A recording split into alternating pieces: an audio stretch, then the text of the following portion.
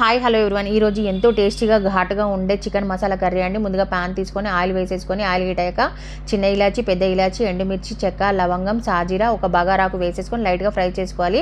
Onion golden colour వచ్చేలాగా fry చేసుకున్న తర్వాత అల్లం వెల్లుల్లి పేస్ట్ పచ్చివాసన పోయేలాగా ఫ్రై చేసుకొని ముందుగా కడిగి పెట్టుకున్న చికెన్ వేసేసుకోవాలి. చికెన్ వేసేసుకొని అల్లం వెల్లుల్లి పేస్ట్ పీసెస్ పట్టేలా కలిపేసుకొని టమాటాలు, పసుపు, కారపొడి, ఉప్పు, ధనియాల పొడి, జీరా పొడి వేసేసుకొని మొత్తం అంతా ఒకసారి కలిపేసుకోవాలి. టమాటాలు మసాలా అంతా పీసెస్కి పట్టి మెత్తగా ఉడికేలాగా ఉడికించుకోవాలి. ఒక 5 మినిట్స్ తర్వాత మొత్తం అంతా ఒకసారి కలిపేసుకొని 100 గ్రామ్స్ పెరుగు వేసేసుకొని మళ్ళీ ఒకసారి కలిపేసుకొని పెరుగు అంతా పీసెస్కి పట్టేలాగా మూత పెట్టేసుకొని మళ్ళీ ఒక 5 మినిట్స్ ఉడికించుకోవాలి. 5 మినిట్స్ తర్వాత మొత్తం అంతా ఒకసారి కలిపేసుకొని తగినంత వాటర్ వేసేసుకొని మళ్ళీ వాటర్ మరిగేలాగా ఉడికించుకోవాలి. ఇలా ఉడుకుతున్న టైంలో మొత్తం అంతా ఒకసారి కలిపేసుకొని గరం మసాలా, చికెన్ మసాలా, కొత్తిమీర, ఒక 2-3 పచ్చిమిర్చి కట్ చేసుకొని వేసేసుకోవాలి. మూత పెట్టేసి మళ్ళీ ఒక 5 మినిట్స్ ఉడికించుకుంటే ఆ కొత్తిమీర ఫ్లేవర్ అంతా పీసెస్కి పట్టి చాలా టేస్టీగా ఉంటుందండి. ఎంతో టేస్టీగా ఉండే చికెన్ కర్రీ రెడీ అయిపోయిందండి.